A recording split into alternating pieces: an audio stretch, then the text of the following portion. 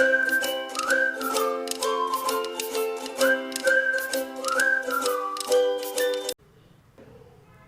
Everyone, hey guys, can you see me all there? तुम्हारे पास general organic chemistry यानी कि जीओसी के कॉन्सेप्ट्स और प्रीवियस ईयर क्वेश्चंस का डिस्कशन करने वाले हूँ, है ना?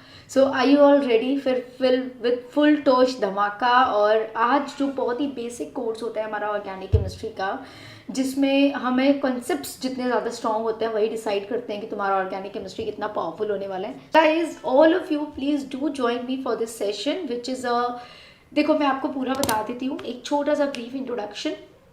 As you already know that I am Megha, your chemistry educator. मैं आपको अन अकेडमी पे पिछले 5+ ईयर्स से केमिस्ट्री पढ़ा रही हूँ। I am not a new face to you, but हाँ, यूट्यूब पर अभी मेरे लेक्चर्स को मैंने लेना स्टार्ट किया है।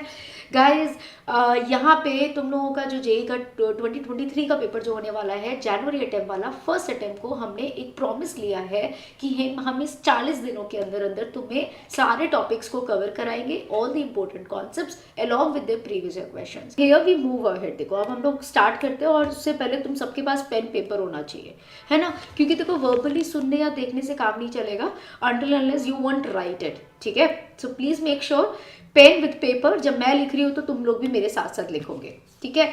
तो यहाँ पे सबसे पहला क्वेश्चन मैं तुम्हारे साथ लूंगी और हम लोग धीरे धीरे करके क्वेश्चंस को लेते चलेंगे और कॉन्सेप्ट्स को समझते चलेंगे। गाइस, देखो, हमारे ना ऑर्गेनिक केमिस्ट्री में there is a question which is related to the electrophilic centre, ठीक है? तो पहला क्वेश्चन है तुम्हारा इलेक्ट्रोफिलिक सेंटर, यानी कि इलेक्ट्रोफिलिक सेंटर और न्यूक्लियोफिलिक सेंटर दोनों से ही क्वेश्चंस जेई में आते रहे हैं, ठीक है? If you want to see, तो हमारा there is one more question that is related to the nucleophilic centre. देखो, there is a question number 10 जो कि न्यूक्लियोफिलिसिटी के बारे में है। तो यानी कि इलेक्ट्रोफिलिक और न्यूक्लियोफिलिक दोनों ही चीज़ें जेई में पूछी जाती हैं, तो हम लोग सीखेंगे ये क्या होता है, how we can determine them, ठीक है? और इससे रिलेटेड कोई भी क्वेश्चन आएगा तो आप उसे फोड़ पाओगे। ये दोनों ही क्वेश्चंस जेई 2022 के पेपर में आए थे, ठीक है? जो आपका जुलाई वाला सीरीज था, जुलाई 2022 पे जो पेपर हुआ था, उसमें ये दोनों ही क्वेश्चंस पूछे गए थे। तो let's begin from the question number 1, ठीक है? तो लॉजिक समझ में आ रहा है कि क्या पढ़ने वाला है? So let's begin from the very question number 1. देखो, electrophilic centre is basically said to be the electron deficient centre. आप लोग इस क्वेश्चन का आंसर प्रेडिक्ट करोगे? गैस मत मारना, जिसको आता है कॉन्सेप्ट बस वही दिमाग लगाना। इलेक्ट्रॉन डेफिशिएंट सेंटर यानी कि ऐसा कौन सा सेंटर है जहाँ पे डेफिशिएंसी देखी जा सकती है? सबसे पहले देखो, जब भी आपके पास कोई क्वेश्चन आता है उसको ओपन किया करो, उसके स्ट्रक्चर को। जैसे when I open this particular structure, open करने में क्या है? देखो, बेंजीन तो ऑलरेडी ओपन है, तो बेंजीन मुझे ओपन नहीं करना है। यहाँ पे ये डबल बॉन्ड है, this is C double bond O and this is CH3। ये सब परफेक्ट था, मुझे कोई दिक्कत नहीं थी, ठीक है? लेकिन मुझे दिक्कत कहाँ थी? इस मॉलिक्यूल को समझने में, यानी कि CH2C ट्रिपल बॉन्ड N होता है ना? तो ये दो बातें तुम्हें पता होनी चाहिए। अब यहाँ पे there is a pi bond, तो जहाँ पे भी आपके पास पोलर पाई बॉन्ड होता है वो तुम्हारा ब्रेक होता है। तो ब्रेक होगा तो यानी कि ये यहाँ जाएगा, ये यहाँ जाएगा, तो here you will be getting a deficient centre. तो एक हमारा डेफिशिएंट सेंटर ये बन गया। फिर आपने देखा कि पोलर पाई बॉन्ड तो यहाँ पे भी है, this is also a polar pi bond. Polar pi bond यानी कि जहाँ पे पोलैरिटी होती है, C double bond O, C triple bond N, है ना? तो ये जो पाई बॉन्ड्स है, they have a polarity, electronegativity difference. तो ये भी आपका डेफिशिएंट सेंटर है, ये भी तुम्हारा डेफिशिएंट सेंटर है, ठीक है? तो यानी कि ये कार्बोनिल वाला ग्रुप हो गया।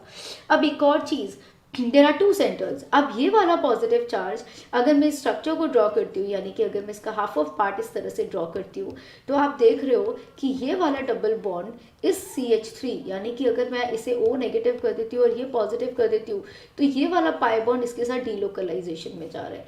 तो जब आप इसका एक रेजोनेटिंग स्ट्रक्चर बनाओगे तो उसमें आपका क्या आएगा? There you will be getting a benzene, आपको बेंजीन मिलेगा, एंड देन आफ्टर ये डबल बॉन्ड आएगा और यहाँ पे पॉजिटिव चार्ज आ जाएगा। So what are the positions? तो यानी कि तुम्हारे को ऐसी 3 पोजीशन,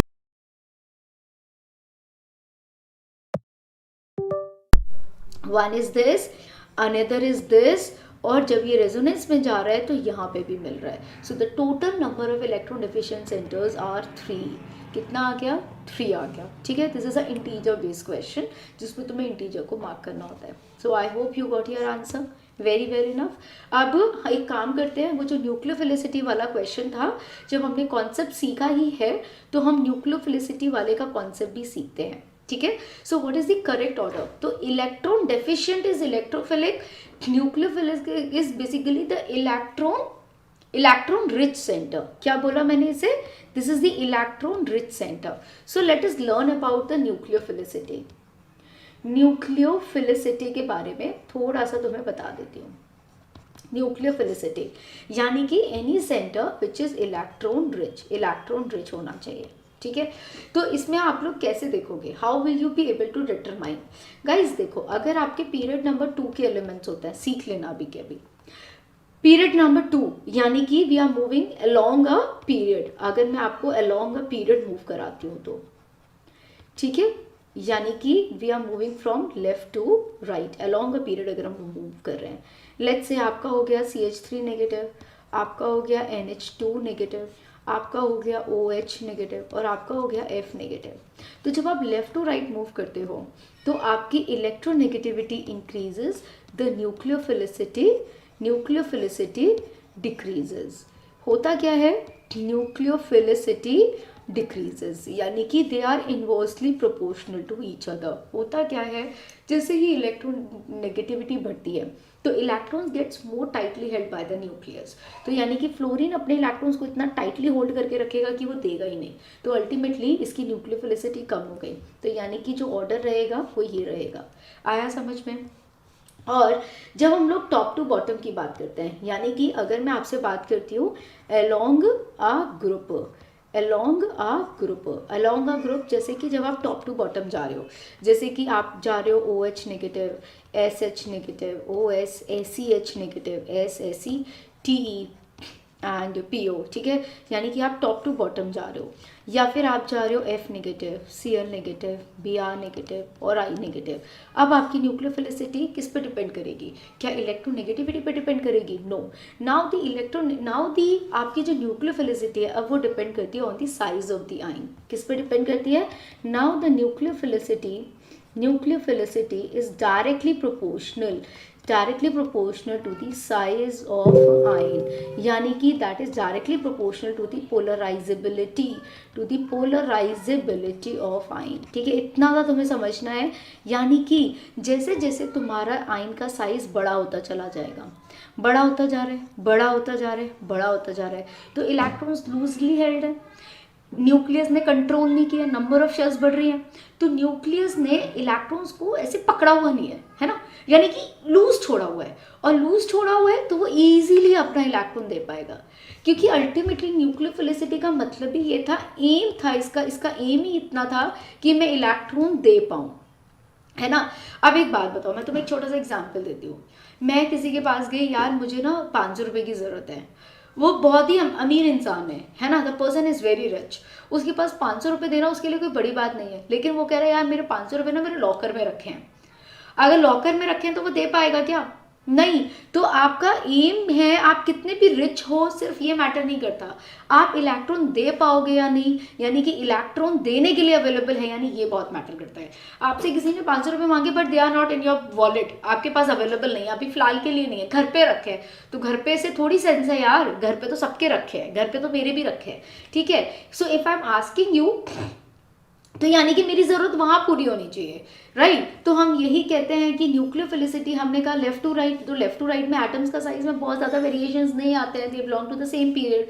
तो यहाँ पे देने की टेंडेंसी, ये फ्लोरीन है, ये भाई सब देना ही नहीं चाहते, इनका तो नेचर ही नहीं है देने का, राइट। यानी कि जो इंसान के पास कितने भी पैसे हो, वॉलेट में कितने भी वो पैसे लेके चल रहा है, लेकिन अगर उसकी नियत ही नहीं है देने की तो नहीं देगा, राइट। तो ये फ्लोरीन वही है, ये ग्रीडी एलिमेंट है, ये नहीं देगा।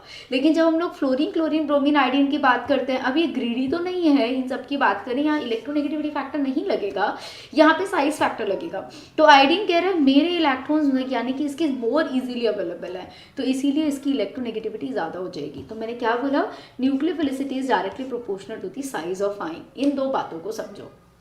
अब एक और चीज, अगर एक तीसरा फैक्टर, सो ये हो गया पहला पॉइंट, ये हो गया दूसरा पॉइंट, ठीक है। So I am just talking about the concept of nucleophilicity की हम लोग बात कर रहे हैं। अब एक आता है तुम्हारा तीसरा point, the third and the last point, कि लेट्स से कि अगर आपके पास है NH2 नेगेटिव और आपके पास है अमोनिया, तो इन दोनों में किसकी न्यूक्लियोफिलिसिटी ज़्यादा होगी? Anybody will tell me? Nucleophilicity मतलब जितने ज़्यादा डिस्पर्स इलेक्ट्रॉन, जितने ज़्यादा फैले हुए होंगे उतनी ज़्यादा दे पाएगा वो। अमोनिया और NH2 नेगेटिव में यहाँ पे लोन पेयर है देने के लिए, यहाँ नेगेटिव चार्ज, तो देखो पहले कौन देगा? पहले नेगेटिव चार्ज वाला देगा। क्यों देगा? क्योंकि नाइट्रोजन कह रहा है यार तो मैं इलेक्ट्रॉन देके मेरा भी कुछ भला होगा कि मैं न्यूट्रलाइज हो जाऊंगा। Are you getting my point? है ना, तो वो न्यूट्रलाइज हो जाएगा। So any of the species having a negative charge वो पहले इलेक्ट्रॉन देगा रादर देन लोन पेयर। हमेशा याद रखो, इलेक्ट्रॉन देने की बात है तो पहले नेगेटिव देता है फिर लोन पेयर देगा। It's a trick, okay, it's a concept. गांठ बांध लो, पहले नेगेटिव देता है फिर लोन पेयर देता है फिर पाई बॉन्ड देता है फिर सिग्मा बॉन्ड इलेक्ट्रॉन देता है। देने की टेंडेंसी आएगी तो अगर कोई पर्टिकुलर एलिमेंट है ई उसी पर ये सब लगे हुए हैं, ठीक है, तो पहले नेगेटिव वाला देगा फिर लोन पेयर देगा फिर पाई बॉन्ड देगा फिर सिग्मा बॉन्डेड इलेक्ट्रॉन देगा, ठीक है। So as per this question क्या होगा? The correct order of nucleophilicity in the F negative and OH negative, what is your answer? कौन जीतेगा? Who will be better nucleophile along a period है ये? मेरे हिसाब से OH is a better nucleophile rather than fluorine, so this is wrong. H2O और OH में who is a better nucleophile? H2O और OH में, OH पे नेगेटिव है, यहाँ पे लोन पेयर है, तो OH is a better nucleophile. Again this is wrong. ROH और RO नेगेटिव में, ROH again this is a lone pair and this is RO negative, of course negative वाला is a better nucleophile. Again this is wrong, right. NH2 negative and ammonia में क्या समझ में आया? Of course this is right. So option number D wins the case. आ गया समझ सबको? तो अब गलत नहीं होना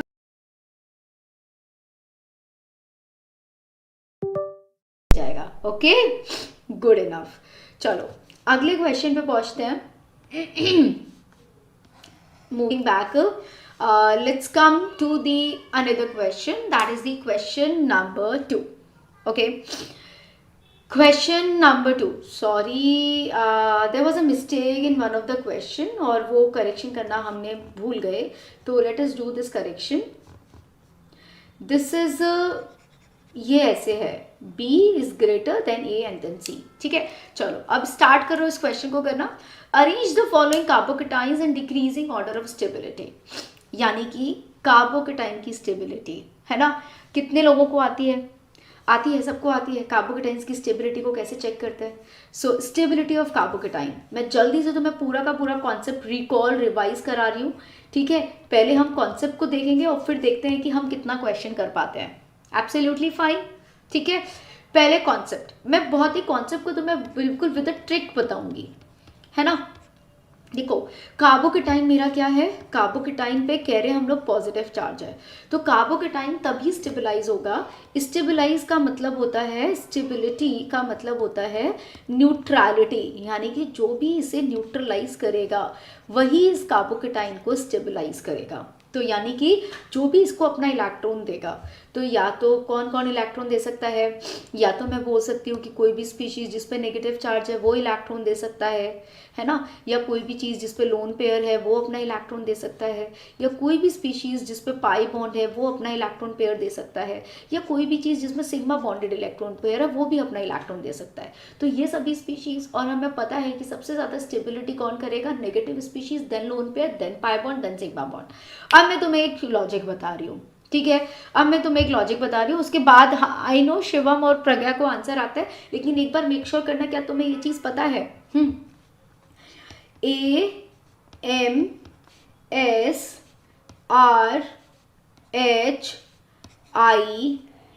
percentage of S character and then after anti-aromatic.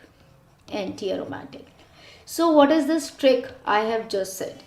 यानी कि ध्यान से देखो, this A is for aromatic, this A is for aromatic, this is M for miscellaneous, ठीक है, miscellaneous, S for substituted, R for resonance, H for hyper conjugation, ठीक है, एक ट्रिक बता रही हूँ तुम्हें. I for inductive, inductive, then percentage of S character, then anti aromaticity. अगर आपके पास कोई भी एक ऐसा कार्बोकेटाइन है, मैं एक एग्जाम्पल लेती जाऊंगी और तुम्हें बताऊंगी. अगर तुम्हारे पास कोई भी एक ऐसा कार्बोकेटाइन है जो कि क्या है, एरोमेटिक है, तो वो सबसे ज़्यादा स्टेबल होगा. मिसलेनियस में मैं एक एग्जाम्पल लूंगी साइक्लोप्रोपाइल मिथाइलेनियम आइन का, यानी कि इस स्पीशीज का. ठीक है, ये क्योंकि इसमें क्या होता है, बहुत से बच्चे इसे डांसिंग रेजोनेंस कह देते हैं, है ना. तो बेसिकली यहाँ पे ये जो मॉलिक्यूल है आपका, इसमें हमारी साइड वाइज ओवरलैपिंग होती है. साइड वाइज ओवरलैपिंग होने की वजह से, परसेंटेज ऑफ पी कैरेक्टर ज़्यादा होने की वजह से ये कार्बोकेटाइन काफ़ी स्टेबलाइज होता है. सो ये जो साइक्लोप्रोपाइलियम आइन है, इसका एक, this is the only one example, ठीक है, जो स्टेबल होता है. इसकी कंपैरिजन में कम होगा लेकिन वैसे ज़्यादा होगा. और एरोमेटिक में भी quasi aromatic are more stable. Quasi aromatic, quasi aromatic क्या होता है, यानी कि वो मॉलिक्यूल जिसमें हमारा जो भी पॉजिटिव चार्ज है, it's a part of the aromaticity. Okay, there is a difference. मैं तुम्हें बताती हूँ that what does this mean. Let's say मैंने ये एक एग्जाम्पल लिया, ठीक है, दिस इज माई एग्जाम्पल. यहाँ पे ये स्पीशीज है जो कि क्या है, जिसमें positive charge is a part of the ring, and ये तुम्हारा एरोमेटिक है. So this is quasi aromatic. और एक हमारा एक और स्पीशीज होता है, जैसे कि आपने ये ले लिया, ठीक है, दिस इज अ कार्बोकेटाइन. तो ये एरोमेटिक है, ये क्या है, this is quasi aromatic, this is quasi aromatic, and this is stabilised by not the quasi aromatic. ये तुम्हारा रेजोनेंस स्टेबलाइज्ड है. There is a difference. तुम्हें क्या होता है, तुम दिस इज एरोमेटिक कार्बोकेटाइन समझ बैठते हो, but no, this is not aromatic carbocation, because here the carbocation is not a part of this delocalisation of a close cyclic ring. Okay, ये इसका पार्ट नहीं है. सो दैट्स वाई दिस, ये quasi aromatic नहीं है. यहाँ पे ये जो पॉजिटिव चार्ज है, it's a part of that particular ring.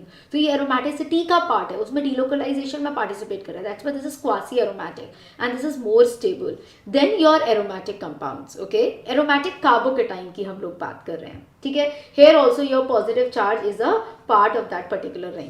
And then after तुम्हारा रेजोनेंस आता है, रेजोनेंस आता है, और वी कैन से दैट तुम्हारा वो आता है एलाइलिक कार्बोकेटाइन्स टाइप्स आते हैं, ठीक है. अब एलाइलिक में भी और इन दोनों में कंपेयर करोगे तो डेफिनेटली एरोमेटिक यानी कि benzylic carbocation is more stable then the allylic.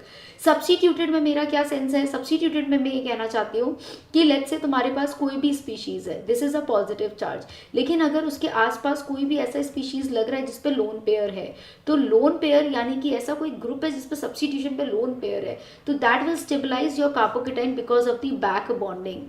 ये तुम्हारा बैक बॉन्डिंग की वजह से इसको ज़्यादा स्टेबलाइज कर देगा. तो इसको हमने सब्स्टिट्यूटेड की कैटेगरी में लिया. फिर उसके बाद आता है, जैसे कि कोई भी मेरे पास कार्बोकेटाइन है और उसके अल्फा कार्बन पे लेट्स से तुम्हारे पास 3 हाइड्रोजन्स हैं, ठीक है, यानी कि अल्फा हाइड्रोजन्स की वजह से स्टेबलाइजेशन होना. तो more the alpha hydrogens more will be the stability, right. जैसे मैंने यहाँ पे तुम्हारे 6 अल्फा हाइड्रोजन्स ले लिए, ठीक है. तो 6 अल्फा हाइड्रोजन्स की वजह से मेरे पास स्टेबिलिटी है. इंडक्टिव इफेक्ट का मतलब होता है, लेट्स से आपके पास कोई कार्बोकेटाइन है और यहाँ पे आपके पास कोई ऐसा ग्रुप लग रहा है जो कि क्या कर रहा है, इंडक्टिव इफेक्ट शो कर रहा है, यानी कि प्लस आई इफेक्ट शो कर रहा है. तो प्लस आई इफेक्ट वाला आपकी कार्बोकेटाइन की स्टेबिलिटी को बढ़ाएगा, ठीक है. परसेंटेज ऑफ एस कैरेक्टर, यानी कि अगर आपके पास कोई कार्बोकेटाइन है जिसपे परसेंटेज ऑफ एस कैरेक्टर क्या होना चाहिए, यानी कि परसेंटेज ऑफ एस कैरेक्टर कम होना चाहिए, परसेंटेज ऑफ एस कैरेक्टर कम होना चाहिए, यानी कि वो आपका क्या होना चाहिए, sp2 हाइब्रिडाइज होना चाहिए. जैसे कि मैं तुम्हें बता दूं, अगर तुम्हारे पास कोई भी एक ऐसा कार्बोकेटाइन है जो कि sp2 हाइब्रिडाइज्ड है, ठीक है, तो वो ज़्यादा स्टेबल होगा. तो यानी कि having low percentage of S character, अगर उसके पास इस तरह का कोई कार्बोकेटाइन हुआ, ये हुआ, ये कोई कार्बोकेटाइन हुआ, तो no, they will not exist, ये स्टेबल नहीं होते हैं. एंटी एरोमेटिक का मतलब हुआ, अगर if you are having a carbocation, let's say आपका ये कार्बोकेटाइन है, इस पे मैंने पॉजिटिव चार्ज लगा दिया, सो this is having a delocalization, but there we are having only 4 and pi electrons. तो यानी कि ये हक्कल रूल ओबे कर रहे हैं for the anti aromaticity. So this is going to be an anti aromatic. तो मैंने एग्जाम्पल लेके तुम्हें सब समझा दिया है कि कौन से वाले कार्बोकेटाइन ज़्यादा स्टेबल होंगे, ठीक है। क्वासी एरोमेटिक कार्बोकेटाइन वो होता है जिसमें you have a close cyclic ring, that is aromatic, but the positive charge is a part of that ring. यहाँ पे देखो, इन दोनों में कंपैरिजन करो, यहाँ पे जो तुम्हारा पॉजिटिव चार्ज है is a part of this delocalisation, यहाँ पे पॉजिटिव चार्ज है, क्या ये पॉजिटिव चार्ज इस एरोमेटिसिटी का पार्ट है? नो, डीलोकलाइजेशन तो यहाँ हो रहा है, या रिंग स्टेबल है, कार्बोकेटाइन थोड़ी स्टेबल है। हर्ष आया समझ में? ओके यहाँ पे लेकिन ये पॉजिटिव चार्ज भी तुम्हारा डीलोकलाइजेशन का पार्ट बन रहा है। So you have this particular carbocation as an centre, but this is a part of the aromaticity. लेकिन यहाँ पे तुम्हारे पास ये जो positive charge it's not a part of that aromaticity, वो तुम्हारे क्लोज साइक्लिक रिंग में नहीं आता है, तो ये क्वासी एरोमेटिक नहीं कहलाएगा। ओके तो हम कहेंगे कि ये वाला कार्बोकेटाइन एक क्या बोलते हैं, एक रेजोनेंस से स्टेबलाइज हो रहा है। यहाँ पे जब ये रेजोनेंस अपना प्लस एम इफेक्ट शो करेगा तब ये स्टेबलाइज होगा, अदरवाइज नहीं होगा, ठीक है। आगे समझ में? So that's the difference between the two. So now we are having this as a question. अब मुझे इस क्वेश्चन का आंसर करो और बताओ what is the right answer. Okay और मैंने तुम्हें बताया इंडक्टिव इफेक्ट में हमेशा प्लस आई वाला स्टेबलाइज करेगा, परसेंटेज ऑफ एस कैरेक्टर में लो परसेंटेज ऑफ एस कैरेक्टर वाला स्टेबलाइज करेगा। ओके तो आप इसको एक ट्रिक की तरह याद कर सकते हो। पहले आता है quasi aromatic, then aromatic, anti aromatic सबसे लास्ट में आएगा, और बीच में मैंने क्या लिखा था, ए एम मिसलेनियस, मतलब यही वाला एक स्पेशल केस, AMS, आप इसे डांसिंग रेजोनेंस भी बोलते हैं काफ़ी टाइम इसको, बट मेरे पर्सपेक्टिव में dancing resonance word is not a right word to use, ठीक है। इस पर मैंने एक वीडियो बनाया हुआ है, व्हाई दिस इज स्टेबल। अगर किसी को कार्बोकेटाइन डिटेल में जाने में मज़ा आ रहा है, मन है, तो मेरे चैनल पे जाके देख लेना, you will be finding a complete video on the complete carbocation. जो मैं चीज़ अभी आपको 5 मिनट में ख़त्म कर रही हूँ, वो वहाँ पर मैंने उसका पूरा 1 घंटे का लेक्चर लिया हुआ है। ओके ठीक है। मिसलेनियस में बस एक ही एग्जाम्पल आएगा Pragya, that is of this cyclopropyl. Cyclopropyl है इसमें, और एक बस CH2 पे पॉजिटिव लगा हुआ है, ठीक है। इसको भी मैंने पूरा बताया हुआ है। बैक बॉन्डिंग का कॉन्सेप्ट ये होता है, बैक बॉन्डिंग वाला कॉन्सेप्ट बच्चे कई बार गड़बड़ कर देते हैं और इस कॉन्सेप्ट को लगाते ही नहीं है। सो बेसिकली होता क्या है, if this is a carbocation, देखो इसके पास वैकेंट ऑर्बिटल है और इसके पास लोन पेयर है, तो क्या यहाँ पे बैक बॉन्डिंग नहीं हो सकती? आपने BF3 में बैक बॉन्डिंग का कॉन्सेप्ट पढ़ा है, क्यों पढ़ा है? Why there is a concept of back bonding, क्योंकि इसके पास वैकेंट ऑर्बिटल है, फ्लोरीन के पास लोन पेयर है, तो बॉन्डिंग हो सकती है। और जब बैक बॉन्डिंग होती है तो स्टेबिलिटी आती है ना, तो every carbocation is also having a vacant p orbital, उनके पास भी तो एक खाली ऑर्बिटल होती है। साथ ही साथ अगर आपको ये समझना होगा कि कार्बोकेटाइन का एक स्टेबल स्ट्रक्चर ट्राइगोनल प्लेनर होता है with this vacant p orbital, so this is the geometry. तो जब भी तुम्हारे पास कोई कार्बोकेटाइन बन रहा है, उसकी ये ज्योमेट्री होनी बहुत ज़रूरी है। ओके इसीलिए हम लोग बोलते हैं कि लेट्स से मैंने कोई इस तरह का साइक्लिक कंपाउंड बनाया, राइट, और मैंने उस पर क्या किया, यहाँ पे पॉजिटिव चार्ज लगा दिया, तो दिस इज नॉट स्टेबल। ये क्यों स्टेबल नहीं होता? क्योंकि इसकी ज्योमेट्री ट्राइगोनल प्लेनर नहीं होती। क्या ये प्लेनर ज्योमेट्री का है? नहीं है, ये प्लेनर ज्योमेट्री का नहीं है, इसीलिए ये स्टेबल कार्बोकेटाइन नहीं होता। इसीलिए हम बोलते हैं कि bridge head carbocation is not stable. Bridge head carbocation stable नहीं होते, नॉट स्टेबल। वाई? क्योंकि ज्योमेट्री हर कीमत पे ये होनी चाहिए, तभी वो कार्बोकेटाइन बनेगा, एग्जिस्ट करेगा, अदरवाइज नहीं एग्जिस्ट करेगा। Is this clear? Okay I believe तुम सबको समझ में आया। If you understood this question then please hit like. आ रहा है समझ में? Okay guys as you already know, यहाँ पे हमारा एम पूरा कार्बोकेटाइन चैप्टर को डिस्कस करना नहीं है, ठीक है। तो मैंने इसीलिए तुम्हें थॉरो रिवीजन कराया ताकि जो भी चीज़ें पॉइंट्स तुम मिस कर रहे हो उनको याद करो, उनको रिटेन करो, and I have taken the example for such a reason only. Okay तो बहुत तरह के कार्बोकेटाइन्स होते हैं, so this is a trick, if you will follow this you will be able to learn it. अगर समझ में आया है देन हिट लाइक, नहीं आया है मुझे कमेंट करके बताओ मैम नहीं आया। अब हम लोग क्वेश्चन पे मूव ऑन करते हैं और देखते हैं कि इस क्वेश्चन को कैसे आंसर करें। यहाँ पे आपने देखा in the structure number A मेरे पास कार्बोकेटाइन के साथ कुछ भी नहीं है, यानी कि अल्फा हाइड्रोजन्स है, यानी कि 1 2 3 और 4, यानी कि I can say that 4 alpha hydrogen, यानी कि ये हाइपर कॉन्जुगेशन से स्टेबलाइज होगा। हाँ जी, ऑप्शन नंबर बी में आप क्या देख रहे हो, बी को सर्च करो। बी में आपने देखा मैम ये पॉजिटिव चार्ज है, तो यानी कि ये एक ऐसे हाइड्रोजन होगा, इस पे वैकेंट ऑर्बिटल है और ऑक्सीजन पे लोन पेयर है। क्या करोगे बताओ, अभी एक बच्चे ने मेरे को बोला था क्या करेंगे मैम, बैक बॉन्डिंग करेंगे। बैक बॉन्डिंग मतलब कौन स्टेबलाइज कर रहा है, एक लोन पेयर स्टेबलाइज कर रहा है ना। तो यहाँ पे तुम्हारे पास था sigma bond, here you were having a sigma bond जो इलेक्ट्रॉन दे रहा था। यहाँ पे तुम्हारे पास है लोन पेयर, लोन पेयर जो इलेक्ट्रॉन दे रहा है और स्टेबलाइजेशन कर रहा है। मैं इसको बोलती हूँ सब्स्टिट्यूटेड कार्बोकेटाइन, है ना। इस तरह के ग्रुप्स को हम लोग सब्स्टिट्यूटेड ग्रुप्स बोलते हैं। यहाँ पे आपके पास क्या है, ये पॉजिटिव चार्ज, ये अल्फा पोजीशन और इस अल्फा पे ओ लग रहा है, यानी कि इस ओ का -I इफेक्ट लग रहा है, यानी कि इंडक्टिव इफेक्ट। इंडक्टिव इफेक्ट वो भी ये छीनने की कोशिश कर रहा है, आपको दे तो रहा नहीं है बल्कि छीनने की कोशिश कर रहा है। अब मुझे बताओ मेरा ट्रिक क्या था, AMSRH, यानी कि सबसे पहले सब्स्टिट्यूटेड आता है, फिर H आता है, फिर इंडक्टिव आता है, right. So as per that सबसे पहले कौन आना चाहिए, सब्स्टिट्यूटेड। सब्स्टिट्यूटेड यानी कि ऑप्शन नंबर बी आना चाहिए, देन हाइपर कॉन्जुगेशन यानी कि ऑप्शन नंबर ए आना चाहिए, फिर इंडक्टिव। इंडक्टिव वो भी ये तो -I है, तो सबसे लास्ट में ही आएगा। सो this is the order. All of you understood, understood. तो हमने क्या लगाया, AMSRHI, वही वाला ट्रिक लगाया और देखा कौन सा क्या कार्बोकेटाइन है, and we will get our answer. दूसरा कॉन्सेप्ट, दूसरा तरीका इस क्वेश्चन को करने का, यहाँ पे आपको ए में कौन इलेक्ट्रॉन पेयर दे रहा था, सिग्मा बॉन्ड इलेक्ट्रॉन पेयर दे रहा था, ये सिग्मा बॉन्डेड हाइड्रोजन्स थे ना, ठीक है।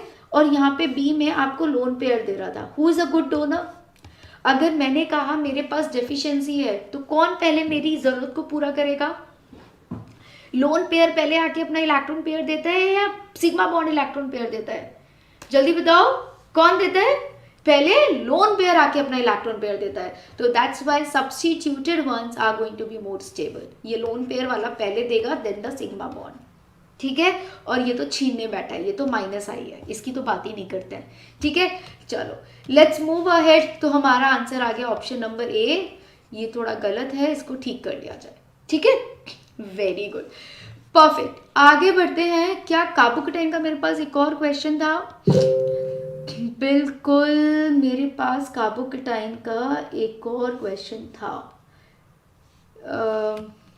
देखो ये क्या आपके पास एक और question, which of the following is more stable, यानी कि तुम्हारे पास क्वेश्चन है कि इनमें से कौन सबसे ज्यादा स्टेबल होगा। चेक करो क्या है दोनों में difference. This is a carbocation जो डिलोकलाइजेशन में जा रहा है and this is aromatic in nature, aromatic in nature, right.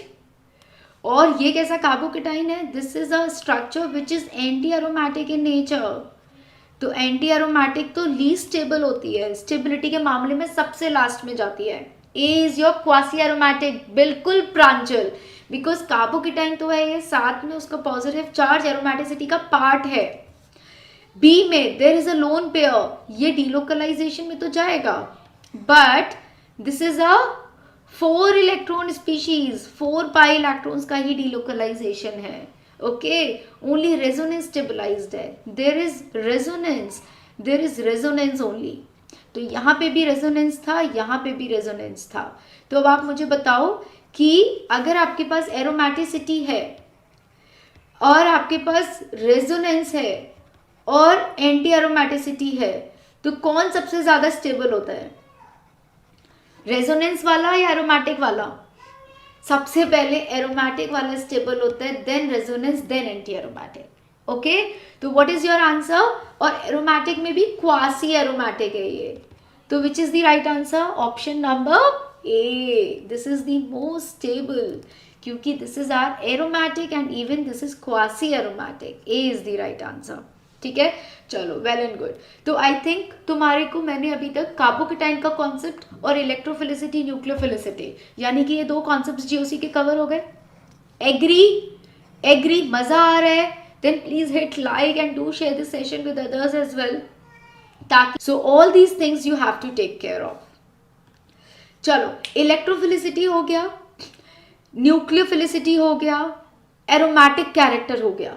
अब अगला हम एक बहुत ही नया कॉन्सेप्ट करने वाले हैं, दैट इज ये वाला क्वेश्चन JEE 2022 में इसके कई सारे क्वेश्चंस पेपर में पूछे गए थे, ठीक है. और ये क्वेश्चन है तुम्हारा क्वांटिटेटिव एस्टिमेशन से, ठीक है. मैं समझाऊंगी, तुम लोग समझोगे और फिर बहुत मज़ा आएगा, ठीक है. तो पहला एक कॉन्सेप्ट समझने की कोशिश करते हैं. देखो हमारे पास मैं तुम्हें थोड़ा सा कॉन्सेप्ट नंबर आज का कौन सा कॉन्सेप्ट है, ये कॉन्सेप्ट नंबर 4, ठीक है, जिसमें हम लोग क्या सीखने वाले हैं, हम लोग बात करने वाले हैं क्वांटिटेटिव एस्टिमेशन की. क्वांटिटेटिव एस्टिमेशन, पहले मैं जो बताऊं उसको ध्यान से सुनना ताकि क्वेश्चंस उसके होने लगेंगे, ठीक है. और जेई का एक एक क्वेश्चन करके हम लोग एक मेक श्योर करेंगे कि हमारा कंफर्म होता चला जाए प्रिपरेशन में. क्वांटिटेटिव एस्टिमेशन आप कार्बन की, ऑक्सीजन की, ओके, और अपने हेलोजेंस की कर सकते हो, और नाइट्रोजन की कर सकते हो, सल्फर की कर सकते हो, ठीक है. इन सभी एलिमेंट्स का आप अपना क्वांटिटेटिव एस्टिमेशन कर सकते हो. कार्बन और ऑक्सीजन के एस्टिमेशन के लिए वे usually use the copper oxide. क्या यूज़ करते हैं हम लोग? कॉपर ऑक्साइड यूज़ करते हैं. हेलोजेंस के लिए क्या यूज़ करते हो? Any answer? हेलोजेंस के लिए क्या यूज़ करते हो? हेलोजेंस के लिए जल्दी कोई बताएगा? Which method? Carious tube use करते हो? Carious method?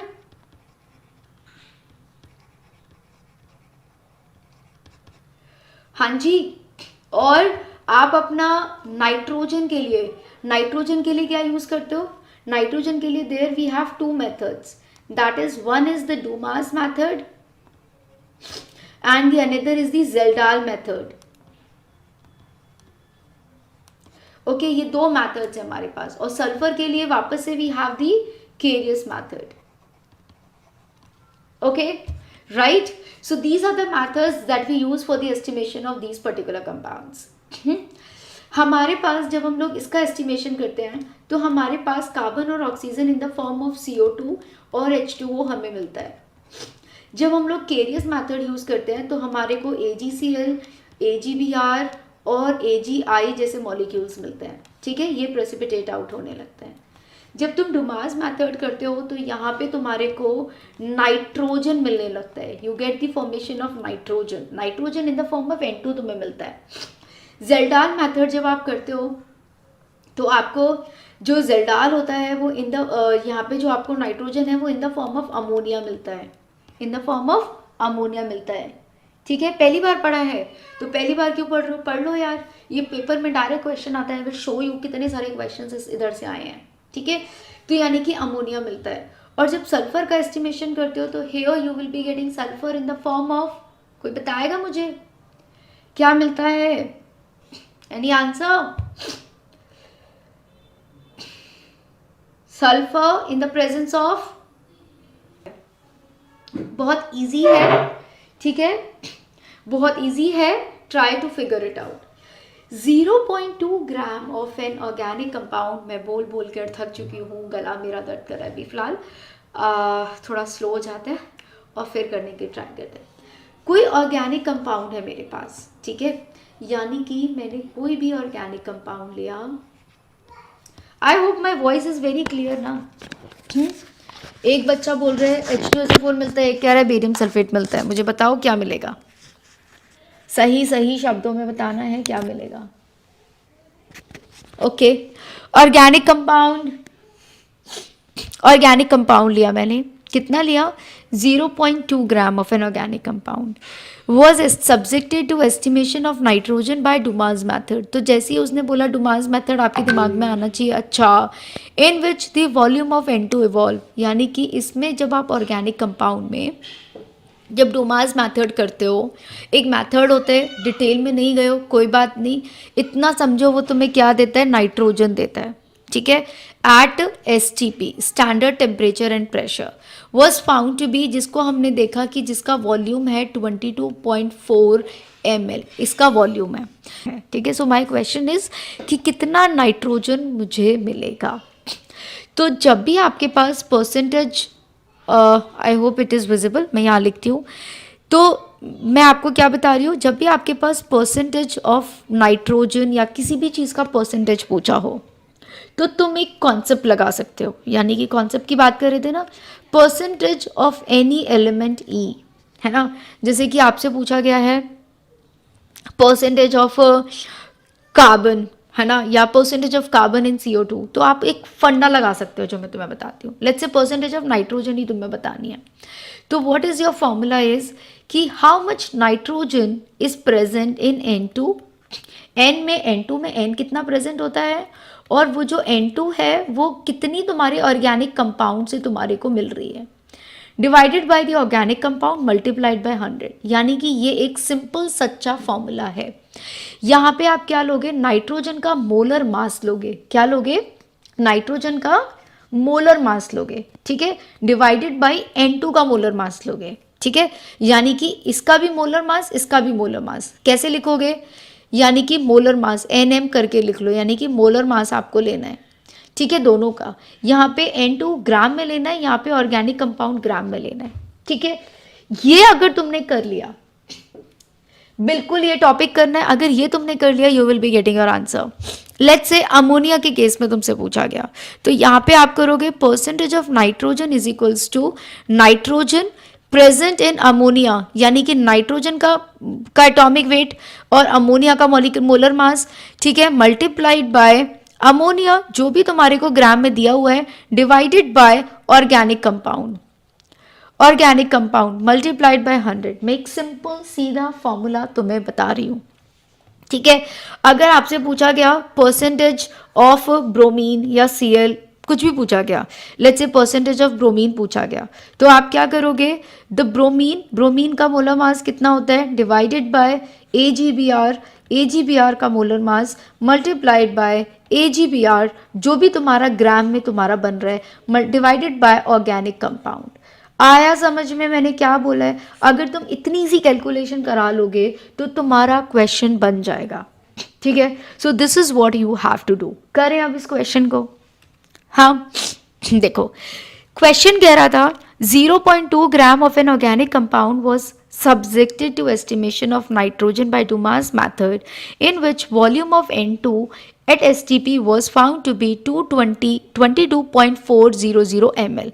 The percentage of nitrogen in the nitrogen compound is, ठीक है, और आपको दिया हुआ है molar mass of N2 is 28 grams per mole and the molar volume of N2 at standard temperature is 22.4 litre, ठीक है। So we have so due to this question मैं आपको इसके दो तरीके बताती हूँ। एक तो ये मैंने आपको जो डायरेक्ट बताया है ना कि तुम क्या कॉन्सेप्ट लगा सकते हो, एक तो मैंने ये बताया, एक मैं तुम्हें इसका कंसेप्चुअल तरीका बताती हूँ, ठीक है। तो अल्टीमेटली मुझे ये जानना है कि मेरे पास मास ऑफ N2 कितना है, ठीक है। तो आपको ये पता है कि यहाँ पे देखो क्या गिवन है कि 28 ग्राम पर मोल, 28 ग्राम पर मोल, है ना, ऑफ N2 कंटेन्स, मतलब जो तुम्हारा 22.4 लीटर ऑफ N2 है वो कितना ग्राम N2 कंटेन करता है at standard temperature and pressure. करो इस बात को करो, क्या बोला मैंने, what I am saying is कि आपका at 22.4 liter of N2 contains 1 mole of N2, 1 mole of N2 के बराबर होता है, यानी कि इतना litre at standard temperature and pressure पे एट STP पे 22.4 litre of N2 contains 1 mole of N2, और I can say that 22.4 litre of N2 contains 28 gram of N2, इतना N2 तुम्हारा कंटेन करता है, इसका मोलर मास हो गया, यानी कि इतना N2 कंटेन करता है वो, राइट। तो 1 लीटर ऑफ N2 कितना ग्राम कंटेन करेगा? 1 लीटर ऑफ N2 कंटेन करेगा 28 gram divided by 22.4 litres of N2, right. अब मैंने आपसे कहा कि आपको कितना दिया हुआ है? 22.4 मिलीलीटर। तो यानी कि 22.4 मिलीलीटर ऑफ N2 कंटेन्स कितना ग्राम? यानी कि 28 ग्राम डिवाइडेड बाय 22.4 लीटर। मैं लीटर को ml में कन्वर्ट कर दूँ तो 1000 का मल्टीप्लाई करना पड़ेगा, मल्टीप्लाइड बाय 22.4 ml, ये हो गया। ठीक है, कितना आया? ये पूरा कट गया, ये पूरा कट गया, मेरा आया 28 इंटू 10⁻³ ग्राम्स। तो यानी कि मेरा 22.4 ml of N2 28 into 10⁻³ gram of N2 contain कर रहा है। अब मुझे यहाँ से नाइट्रोजन का परसेंटेज चाहिए था। What I want is I want the percentage of nitrogen. तो मैं इसे सिंपली क्या कर सकती हूँ, मेरे पास कितना नाइट्रोजन है, तो यहाँ पे N divided by N2, no, मेरे पास तो ये पूरा ही नाइट्रोजन है ना, ये दोनों ही मॉलिक्यूल्स N2 के हैं। तो आई विल सिंपली से कि मेरे पास इतना पूरा नाइट्रोजन है, यानी कि 28 इंटू 10⁻³ ग्राम ऑफ N2 कितने में प्रेजेंट है ये? This is present in 0.2 gram of organic compound multiplied by 100। Ultimately आपका आंसर क्या आएगा? You just solve it, point लगा दो, इनटू मल्टीप्लाइड बाय 10 हो जाएगा, and this comes out to be 2 4 जा 8 14 इंटू 10⁻²। कितना आया? एंड इसमें 100 का मल्टीप्लाई भी करोगे तो ये कट गया, यानी कि 14% आया। What is your answer? Is 14%, है ना। कितना सिंपल है एक ये क्वेश्चन जो सिंपल मोल कॉन्सेप्ट से हो रहा है ना।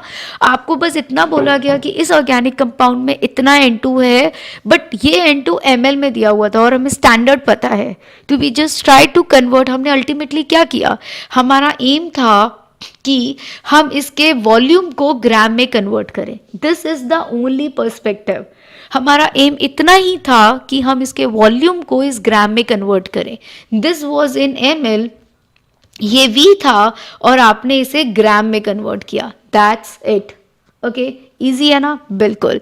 अब on the same concept your answer is 14। ये भी हमारा एक इंटीजर टाइप क्वेश्चन था, तो पेपर में इंटीजर टाइप क्वेश्चंस के लिए एकदम रेडी रहना है, ठीक है, जिसमें लेस डेसिमल्स प्लेसेस होते हैं। अब मैं तुम्हें बताती हूँ इसका और एक क्वेश्चन जो आपके जेई में आया था।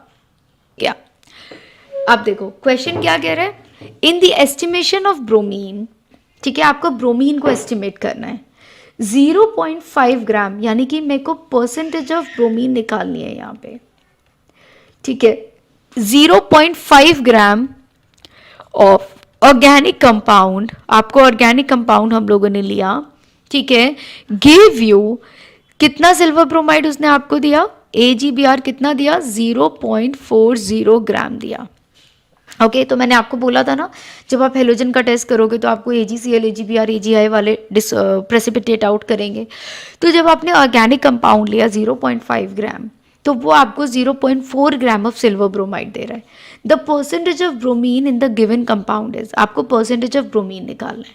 मैंने क्या फॉर्मूला बताया था, ब्रोमीन प्रेजेंट इन AgBr, है ना, यानी कि इसका मोलर मास ले लेना, इसका मोलर मास ले लेना, multiplied by AgBr which is given in gram divided by what you have to do, divided by the organic compound which is given in gram, multiplied by 100 करना, answer आ जाएगा। अगर मैं direct formula लगाती हूँ तो I know that relative atomic masses of Ag and Br are this and this. तो bromine का कितना हो गया, ब्रोमीन का 80 और Ag का 108, तो ब्रोमीन का 80 यानी कि 80 ग्राम्स डिवाइडेड बाय, या यू लिख लो, कुछ भी लिख लो यूनिट, AgBr का 108 प्लस 80 यानी कि 188 ग्राम्स हो गया, मल्टीप्लाइड बाय AgBr, उन्होंने बोला कितना AgBr आपका कितना प्रेसिपिटेट हो रहा है, 0.40 ग्राम प्रेसिपिटेट हो रहा है, कितने ऑर्गेनिक कंपाउंड में, 0.5 ग्राम में, multiplied by 100। What is your answer? What is your answer? क्योंकि bromine we are getting from AgBr और AgBr is present in organic compound, so I just did that. ये और ये आपस में कैंसिल हो रहे हैं ना, ठीक है. So that's how we can take that. तो अल्टीमेटली मुझे ब्रोमीन का परसेंटेज ऑर्गेनिक कंपाउंड में मिल जाएगा. Are you getting this? तो जब आप इसे सॉल्व करोगे, व्हाट इज योर आंसर?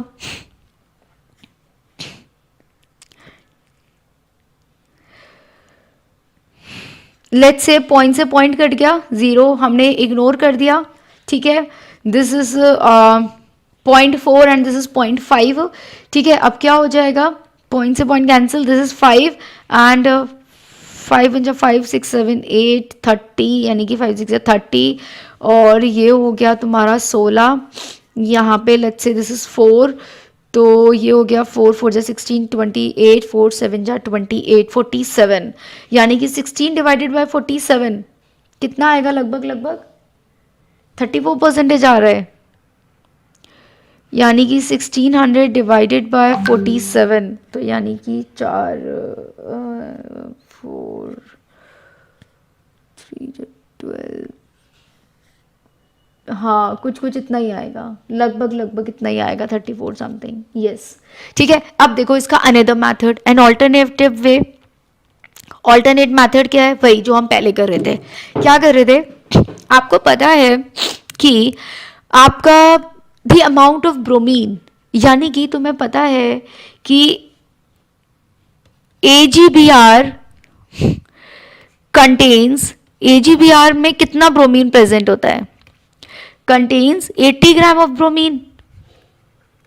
कितना AgBr? यानी कि 188 ग्राम. आपको ये पता है कि 188 ग्राम ऑफ AgBr में 8 ग्राम ब्रोमीन होता है.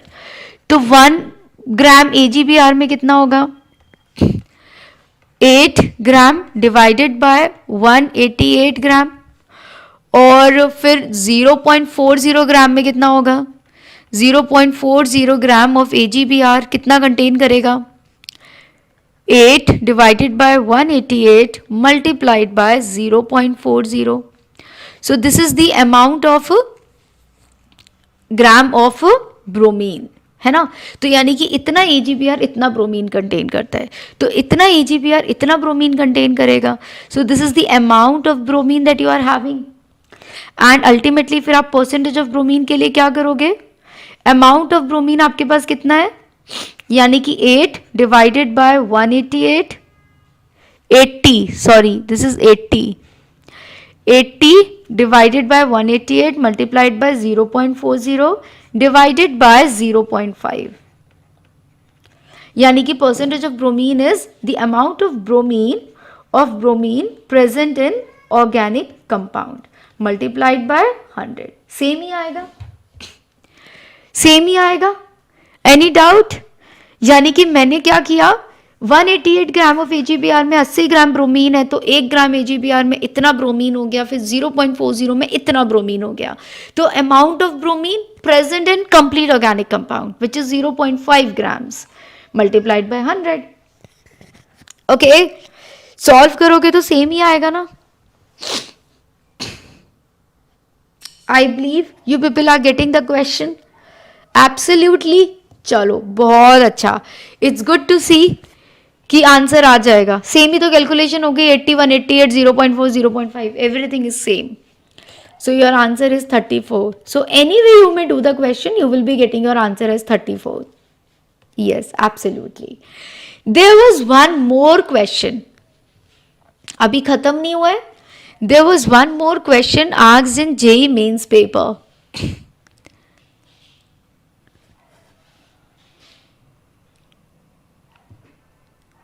Okay, जो तुम्हारे इसी से क्वांटिटेटिव एस्टिमेशन से था. So let us do that as well.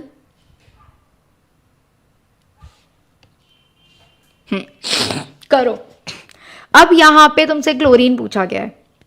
Same question, same concept. इतना gram of organic compound gives you this much of silver, यानी कि आपके पास ऑर्गेनिक कंपाउंड है और कितना है 0.25 ग्राम ऑफ ऑर्गेनिक कंपाउंड. आपको क्या देता है? क्लोरीन देता है. ठीक है, गिव क्लोरीन कंटेनिंग क्लोरीन. ठीक है। ऑर्गेनिक कंपाउंड होगा कुछ कुछ, तुम्हारा क्या होगा ऑर्गेनिक कंपाउंड? AgCl है, जो कि कितना क्लोरीन कंटेन करता है? 0.40 ग्राम ऑफ सिल्वर कंटेन करता है इन द केरियस एस्टिमेशन। ये एब्सोल्युटली हमें पता है, हेलोजेंस के लिए केरियस मेथड होता है। Percentage of chlorine present in the compound is percentage of chlorine, या तो आप डायरेक्ट क्या कर सकते हो, क्लोरीन का molar mass divided by AgCl का मोलर मास मल्टीप्लाइड बाय जो भी तुम्हारे पास क्लोरीन दिया हुआ है, सिल्वर क्लोराइड देता है ये, sorry it's not AgCl, this is AgCl। जो भी तुम्हारे पास AgCl का मास गिवन मास है वो multiplied by your organic compound जो भी दिया हुआ है multiplied by 100। This is what you have to do. Exactly सारे के सारे प्रीवियस क्वेश्चन ही हैं, है ना, क्योंकि ये हमारे को एक रियल कॉन्फर्मेशन देते हैं, हमें एक रियल सेटिस्फेक्शन देते हैं कि yes this is the level of the paper, यही है जो पेपर में पूछा जाने वाला है। Okay, so that's very necessary. चलो करें इस क्वेश्चन को। अब आपको पता है कि यार हमने मोल कॉन्सेप्ट में इतना पढ़ा है, और अभी भी मैंने तुम्हें इतना पढ़ाया है कि क्या पढ़ा है कि कितना क्लोरीन प्रेजेंट होता है, हमें जानना है अमाउंट ऑफ क्लोरीन, है ना, अमाउंट ऑफ क्लोरीन। तो आपको पता है कि 108 क्यों, ये तो सिल्वर का है ना, तो 108 और 35.5 कितना होगा? What is the molar mass of AgCl? AgCl हो जाएगा 108 प्लस 35.5, यानी कि 0.5 8 9 10 11 12 13, एक बचा, 3 और 1 4, 143.5 ग्राम्स। ठीक है, तो हमें पता है 143.5 ग्राम ऑफ AgCl कंटेन्स कितना, यानी कि 35.5 ग्राम ऑफ क्लोरीन। तो 1 ग्राम ऑफ AgCl कितना कंटेन करेगा? 35.5 divided by 143.5 gram of chlorine. तो अब आपका 0.40 ग्राम कितना कैरी करेगा? 0.4 gram of AgCl contains 35.5 divided by 143.5 multiplied by 0.40 gram of chlorine, इतना कंटेन करेगा। ठीक है, so this is the amount of chlorine which is present in my hand. ठीक है, ये मेरे पास वो अमाउंट ऑफ क्लोरीन है। So this is the amount of chlorine. So ultimately आपने कहा परसेंटेज ऑफ क्लोरीन कितना होगा? तो amount of chlorine present in organic compound, यही तो करना है। तो यानी कि अमाउंट ऑफ क्लोरीन कितना है? 35.5 मल्टीप्लाइड बाय 0.40 डिवाइडेड बाय 143.5, और ऑर्गेनिक कंपाउंड कितना है? 0.25 मल्टीप्लाइड बाय 100।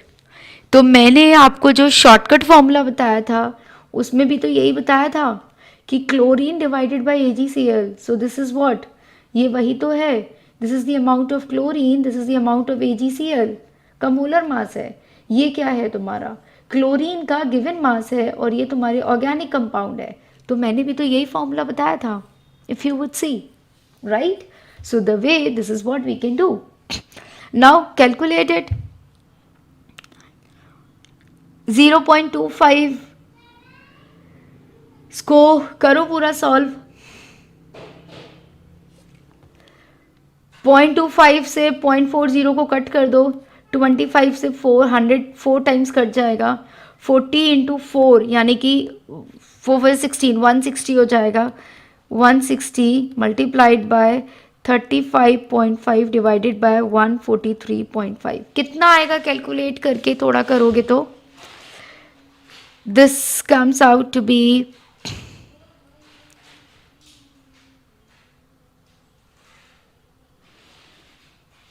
4 टाइम्स कटेगा क्या ये? 35.5 इंटू 4, 5 4 जा 22 बचा, 4 2 जा 8 9 10,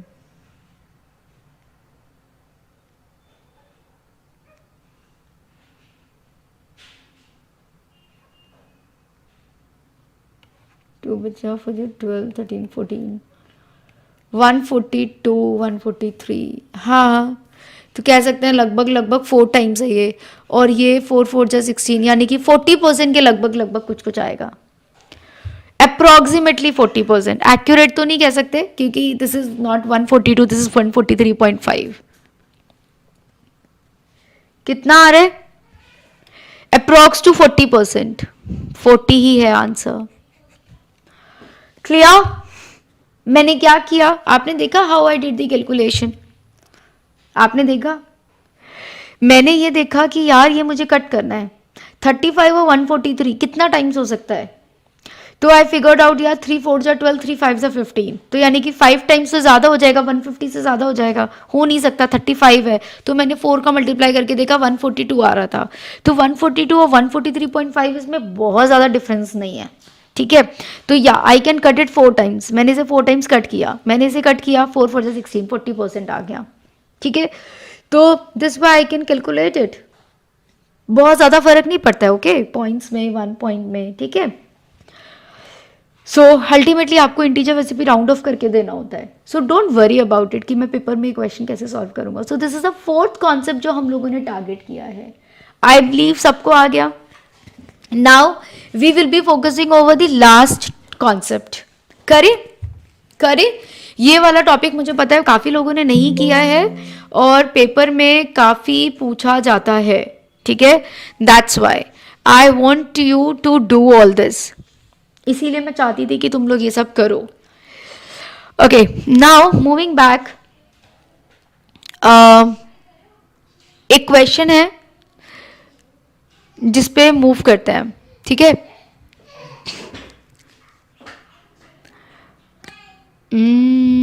Yes, here is the question. In the following structures, which one is having the staggered conformation with maximum dihedral angle? यानी कि आपको staggered conformation भी चूज करनी है. What you have to do is staggered conformation भी choose करनी है along with the maximum dihedral angle. आपको पता है डायहेड्रल एंगल क्या होता है? यानी कि दो प्लेन्स के बीच में बनने वाला एंगल, वो मैक्सिमम होना चाहिए और स्टैगर्ड होना चाहिए. स्टैगर्ड, एंटी स्टैगर्ड को हम लोग एंटी कॉन्फर्मेशन भी बोलते हैं. अब मैं आपको बताती हूँ, यानी कि ये डायहेड्रल एंगल है, इन दोनों मिथाइल्स के बीच में 60 डिग्री का है. इस मिथाइल और इस मिथाइल के बीच में कितना एंगल है? ये 120 डिग्री का है. इस मिथाइल और इस मिथाइल के बीच में कितने का एंगल है? 180 डिग्री का है. इस मिथाइल और इस मिथाइल के बीच में there is a dihedral angle of again 60 degree. तो डायहेड्रल एंगल मैक्सिमम किस में है? In option number C. और स्टैगर्ड मतलब एंटी किस में, ऑपोजिट किस में है? इसी में. तो आंसर क्या होगा? C. All of you understood? Okay, तो 60 डिग्री को गॉश बोलते हैं. Okay, and this is the staggered मतलब एंटी यानी कि ऑपोजिट, और मैक्सिमम डायहेड्रल एंगल 180 से ज्यादा डायहेड्रल एंगल तो हो ही नहीं सकता. ठीक है, सी इज द राइट आंसर. आपके काफी सारे क्वेश्चंस जेई में नेमिंग से रिलेटेड आते हैं. Naming is the under estimated topic. आप लोग इसको प्रायोरिटी नहीं देते हो, बट आई वुड से कि इसको प्रायोरिटी देना शुरू कर दो. कॉमन नेम्स, आयुर्वेदिक नेम से बहुत सारे भर भर के क्वेश्चंस आते हैं. I will show you what questions has been asked in the paper. तो पहला क्वेश्चन है ये, द आयुर्वेदिक नेम ऑफ इथिलीन क्लोराइड क्या होता है?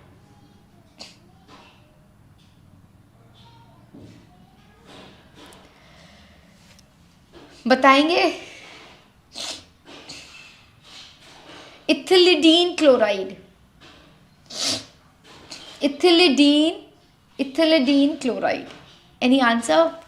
आपको पता है there are 2 types of molecules. Ethene का मतलब हो गया 2 कार्बन्स होंगे, ठीक है. एक होता है मैंने ये बनाया, और एक होता है कि मैंने बनाया और इसी पे मैंने 2 क्लोरीन लगा दिए. सो what is the difference between the to? Ethylene chloride और इथिलिडीन क्लोराइड। ये वाला होता है इथाइलिन, यानी कि इथाइलिन क्लोराइड, और ये होता है ethylidene chloride. Okay, ethylene dichloride. Understood? तो what is the right answer? Ethylidene को क्या बोलोगे? इथिलिडीन को बोला जाएगा इथिलिडीन, यानी कि एक ही पे दो दो क्लोरीन्स लगे हुए हैं। ओके, और जब इथाइलिन डाइक्लोराइड करके लिखा होगा तो यानी कि 1,2 डाइक्लोराइड है, 1,2 डाइक्लोराइड है।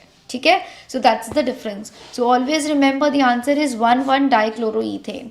थोड़ा सा कॉमन नेम्स पे फोकस करो। ओके, 1 क्लोरो को नहीं बोलते हैं ये, उसको इथाइल क्लोराइड बोलते हैं। उसको क्या बोलते हैं?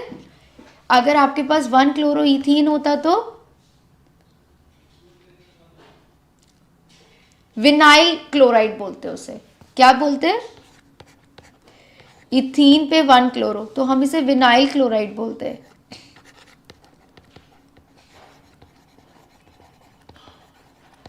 ओके, और अगर आपके पास 1 क्लोरो इथाइन होता तो दिस इज एसिटाइलिन ग्रुप, इसको एसिटाइलिन बोलते हैं, है ना? तो इसको एसिटाइल क्लोराइड बोलते हैं, इसको एसिटाइलिन ग्रुप बोलते हैं, तो इसको एसिटाइल क्लोराइड बोलते हैं। ओके, इसको बोला जाता है विनाइल, इसको बोला जाता है एसिटाइल क्लोराइड। और अगर तुम्हारे पास होता C डबल बॉन्ड C और यहाँ पे Cl होता तो इसको एलाइल क्लोराइड बोलते हैं,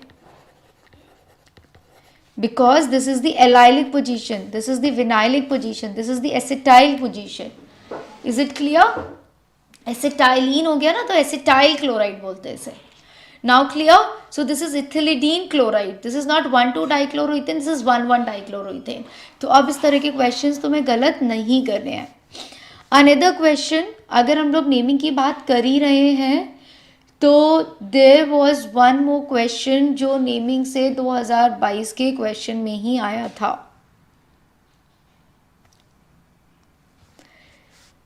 ये क्या वो? The correct IUPAC name of the following compound is, यानी कि इस फॉलोइंग कंपाउंड का करेक्ट आयुपेक नेम क्या होगा? फंक्शनल ग्रुप्स, NO2 पहली बात तो ये एक फंक्शनल ग्रुप नहीं होता है। फंक्शनल ग्रुप ये है और ये है। दिस इज द एल्डिहाइड, और एल्डिहाइड कीटोन्स में एल्डिहाइड आर मोर प्रायोरिटी, तो नंबरिंग तो यहाँ से जाएगी 1 2 3 4 5 6 पे ये लगा हुआ है, और ये हो जाएगा 7 होगा नहीं होगा, क्योंकि मैं तो कार्बन यहाँ लेके जाऊंगी ना, दिस इज अ सब्स्टिट्यूएंट। तो पहली बात तो हेप्टेनल होगा, हेक्सेनल नहीं होगा। हेप्ट होगा, हेप्ट होगा और हेप्ट होगा, और हेप्ट पे भी क्या है तुम्हारा, क्या है? 4 इनल है। क्या बोलोगे इसे? व्हाट विल यू से? This is 3 इनल, 4 इनल। आप इसे क्या करोगे? यू नो दैट आप इसका क्या कर सकते हो, आप इसको कॉन्जुगेटेड डबल बॉन्ड बना के इस पे OH ग्रुप भी लगा सकते हो, इस पे OH ग्रुप भी लगा सकते हो। सी आंसर होगा, यानी कि 4 पे मिथाइल है, 6 पे नाइट्रो है, बिकॉज वेरी ऑब्वियस अगर हमने ये नंबरिंग लिया है तो 6 पे ही नाइट्रो जाएगा। 3 पे ऑक्सो है, 3 पे you have this oxo group, और 4 पर क्या है तुम्हारा? 4 पे इन हो गया और 1 पे अल हो गया। Very good, very good. The right answer is option number C। तो ये क्वेश्चन करना बस इसी बात से बड़ा आसान हो गया, अगर मैंने नंबरिंग को समझ लिया कि मेरी नंबरिंग कहाँ होगी, है ना? तो हमेशा अपने फंक्शनल ग्रुप्स को प्रायोरिटी रखो। अगर आपको नहीं आता है फंक्शनल ग्रुप का प्रायोरिटी, तो प्लीज़ अंडरस्टैंड, सबसे पहले हमारे फंक्शनल ग्रुप्स में कार्बोक्सिलिक ग्रुप्स को, यानी कि एसिडिक ग्रुप्स को, मतलब सल्फोनिक्स, किसको दी जाती है प्रायोरिटी? कौन कौन मुझे बताएगा? What is the priority sequence rule?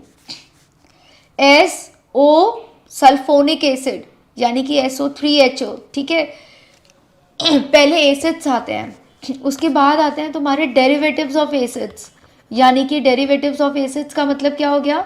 जितने भी ऐसे वाले कंपाउंड्स आते हैं जिसमें CONH2 आता है, या जिसमें COOR आता है, जिसमें COO यानी कि एनहाइड्राइड आता है, जिसमें तुम्हारा CO और एस्टर हो गया, माइड हो गया, एनहाइड्राइड हो गया, यानी कि जिसमें तुम्हारा आता है एसिड हेलाइड आता है। और भी कोई आता है क्या? जल्दी बताओ मुझे, what are the derivatives of acids?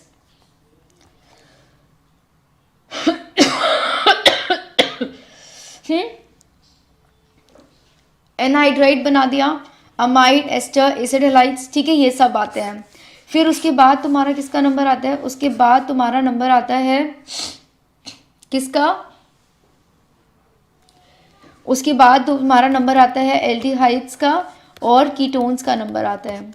इसके बाद नहीं, एल्डिहाइड कीटोन से पहले हम लोगों का नंबर साइनाइड और आइसोसाइनाइड का भी आता है, राइट? यानी कि साइनाइड का और आइसोसाइनाइड का आता है। आइसोसाइनाइड, इन सब के बाद तुम्हारा आता है एल्डिहाइड का नंबर, फिर आता है कीटोन का नंबर, फिर आता है तुम्हारा अल्कोहल का नंबर, फिर आता है तुम्हारा थायोल का नंबर, और लास्ट में आता है तुम्हारा अमीन का नंबर, है ना? और उसके बाद आता है डबल बॉन्ड, और उसके बाद आता है triple bond. So this is the priority sequence. अगर आप ये फंक्शनैलिटी का ऑर्डर याद रखोगे तो you will be able to recall कि हाँ भाई मुझे कब क्या करना है, ठीक है? सो प्लीज डू रिमेंबर, इतना भी टफ नहीं है, ठीक है? टोटल मिला के 13 फंक्शनल ग्रुप्स होते हैं, 13 होते हैं। एक बार काउंट कर लो मैंने कितने बनाया है, 1 2 3 4 5 6, 4 और 2 6 7 8 9 10 11 12 13, 13 ही है ना? 13 ही है ना? क्लियर? मैम पढ़ के आओ पहले, क्या गड़बड़ किया होता है मैंने? मुझे लग रहा है या तो साइनाइड और एल्डिहाइड कीटोन्स में कुछ गड़बड़ हुआ होगा। प्लीज एक बार मेक श्योर कर लो, हो सकता है मेरे माइंड से उतर रहा हो। एक बार मेक श्योर कर लो, इतना क्लियर है? पहले एसिड्स आएंगे, फिर डेरिवेटिव्स ऑफ एसिड्स आएंगे, फिर उसके बाद अगर तुम्हें इतना मेन भी याद रहता है तो the things can work, okay? फिर उसके बाद साइनाइड आइसोसाइनाइड आएगा, फिर एल्डिहाइड कीटोन्स आएंगे, फिर अल्कोहल्स थायोल्स आएंगे, फिर अमीन आएगा, ठीक है? So this is the order. अगर इतना भी याद रखोगे तो पेपर में क्वेश्चन हो जाएगा, ठीक है? तो यानी कि तुम्हें दिख रहा था यार डबल बॉन्ड तो बहुत बाद में आता है, NO2 तो एक सब्स्टिट्यूएंट है, ये तो एक फंक्शनल ग्रुप भी नहीं है, okay? So this is the way, if you learn it तो बहुत इजीली। अब मुझे इसी से समझ में आ गया कि अच्छा 6 पे नाइट्रो है, दैट्स इट, खत्म हो गया answer, right? Very good everyone. So this is the way how we can do the questions. तो बस अब आज का क्लास यहीं ख़त्म करते हैं। रेस्ट ऑफ द क्वेश्चन इस पूरे क्लास का जो PDF है वो तुम्हें मिल जाएगा टेलीग्राम ग्रुप पर। सो प्लीज़ मेक श्योर कि बाकी बचे हुए सारे क्वेश्चंस तुम लोग लगाना। और आज हम लोग अप्रॉक्सीमेटली जो कॉन्सेप्ट्स कवर करे हैं, कुछ तुम्हारे लिए नए होंगे, कुछ तुम्हारे लिए पुराने होंगे, बट प्लीज़ मेक श्योर कि अगर यहाँ से कोई भी क्वेश्चन आता है पेपर में तो तुम उसे कर पाओ, ओके? ये सारे के सारे क्वेश्चंस जून 2022 GOC के हैं, ठीक है? और तुम देख सकते हो कि किस तरह के क्वेश्चंस रिपीटेडली पूछे जा रहे हैं। So have a look on this guys, if you really enjoyed it please do hit like, और साथ ही साथ इस चैनल को सब्सक्राइब कर लो ताकि आगे आने वाले, मेरा क्लास अब रेगुलर होना है, कल परसों तरसों every day I am going to take your class. And do let me know in the comment section what you are looking for. तुम कौन सा टॉपिक चाहते हो ऑर्गेनिक एंड ऑर्गेनिक से कि मेगा मैम तुम्हारे लिए लेकर आए, ठीक है? जल्दी से मुझे वो टॉपिक बता दो, कल परसों में वही टॉपिक तुम्हारे लिए हाजिर हो जाएगा। जो भी तुम्हें डिफ़िकल्ट लगता है, तुम्हें लग रहा है मैम इसमें से अगर आप मुझे इंपॉर्टेंट करा दोगे तो my life will be set, ठीक है? तो ऐसा जो भी तुम्हें टॉपिक लगता है ऑर्गेनिक इनऑर्गेनिक कंप्लीट 11th और 12th से कि मैम ये टॉपिक करा दो, इसमें मुझे दिक्कत आ रही है और इसका बस मैं ये चाहता हूँ कि इंपॉर्टेंट वाला पार्ट हो जाए, इसी तरीके के अगर कॉन्सेप्ट रिवाइज हो जाएंगे तो you will be able to hit the paper. So do let me know in the comment section. मैं बहुत ज़्यादा थक चुकी हूँ, now I can't take this session more longer. So this is it for today. Bye bye guys. Shabak hai.